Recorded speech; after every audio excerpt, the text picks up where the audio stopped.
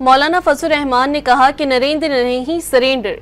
इस शिकस्त के बाद मोदी को इस्तीफा दे देना चाहिए। मोदी की हिंदुत्व का कार्ड इस्तेमाल करने की कोशिश नाकाम हो चुकी है। वो पूरे भारत में गैर मकबूल हो चुके हैं। उनका कहना है कि हुकूमत की जानिब से रात एपीसी की दावत मिली, सुबह मुलतवी हो गई। मौजूदा हालात में हुकूमत को एपीसी बुलानी चाहिए।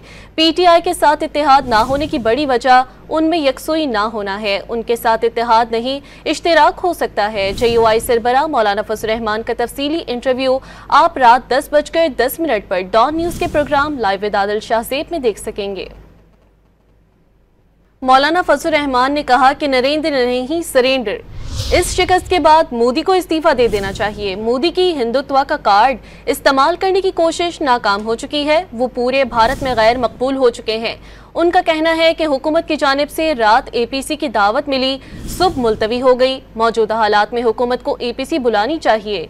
पीटीआई के साथ इत्तेहाद ना होने की बड़ी वजह उनमें यकसुई ना होना है। उनके साथ इत्तेहाद नहीं, इश्तिराक हो सकता है। JUI सरबराह मौलाना फजल रहमान का तफसीली इंटरव्यू आप रात 10:10 पर डॉन न्यूज़ के programme live with Adil Shahzeb में देख सकेंगे।